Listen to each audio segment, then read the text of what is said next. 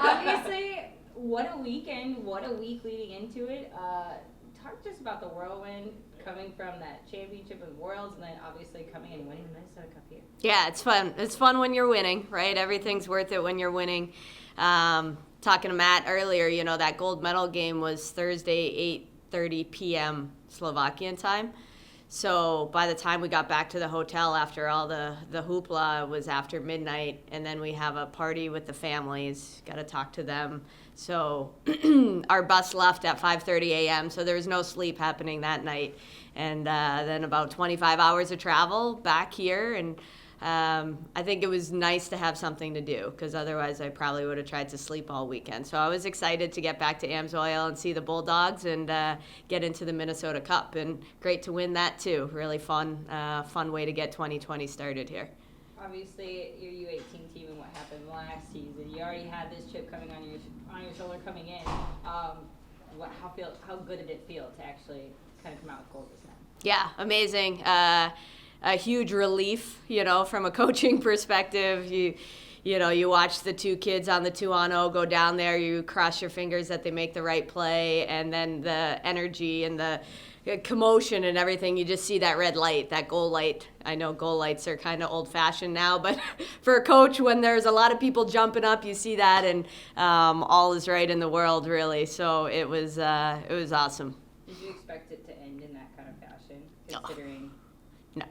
No, even though the two teams are neck and neck and we go to overtime a lot with them, you just don't know what to expect when you go into the games. And the new format with 3v3 overtime for 20 minutes it's interesting. It makes it pretty fun, but also pretty scary too. But I prefer that to a shootout any day, so it's good. How was it getting back into, obviously, coaching back with the Bulldogs and just kind of picking up where everyone left off? Yeah, it's an adjustment for sure. I'm lucky that Lou and Brick are great assistant coaches, associate coach, and they really prepare the girls well. And when I leave, they don't miss a beat. It's nice to have that back here.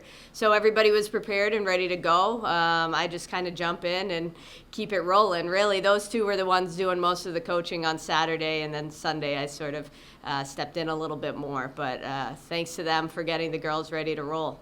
How good did it feel to get that win over Bemidji? Yeah. That was on the mind of the girls heading into it. That's right, yeah. Bemidji's been the bane of our existence a little bit here, and it was great to get the 2-0 win, to shut them out here, I think, behind a really good defensive performance from especially Maddie, but also the whole team. A couple clutch goals, one on the power play, nice shot from Taylor Stewart, one of our freshmen D that Riley tipped there halfway through the third to really seal that. But, what we did the night before was not seal the 2-0 lead, and I thought our progress there on Sunday was really great. And so to beat Bemidji, number one, and then two, to have it be in a championship game is really special.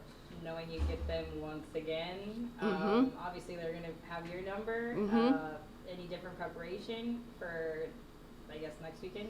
Yeah, I think, obviously we have a lot of time to just focus on Bemidji, whereas with the Minnesota Cup, you're seeing two different opponents and you don't really know who that second one is. So I think certainly we'll dissect the tape. We've already been doing some of that and get better in some areas and try to expose them in some areas too. Okay, go ahead. How much do you love to see it for women's hockey as a whole? The kind of, especially the Worlds. I mean, how exciting was that in growing the product and getting eyes on it? It's awesome. I know there was a lot of commentary online about the poor streaming quality, and I think that's really encouraging to see the power of social media and what people can do when they complain and when they tune in and when they care, because that action took place pretty quickly to add a couple more cameras and make it much better than it was. It's not at the level that we want it to be, but way better. And those girls deserve, every camera in that building, every commentator that hopefully they get down the line. because they're working their butts off, and this is their Olympics for the U18s. This is it. So I think I was really excited to see how many people were watching that gold medal game. Almost 11,000 people streaming. So it's great that we put out a great product too. U.S. and Canada epic battles all the time, and I think it's exciting to see where the game's going to continue to go. And you meant, switching gears a little bit, working your butt off, Riley Houston, that feature came out on her, and just, you saw it, you look back at her journey. I mean, what, from a coaching perspective, how have you seen her grow and adjust and be able to just come and do what she's done here? Yeah, she's a quiet leader for us. She's a really smart individual, both on and off the ice.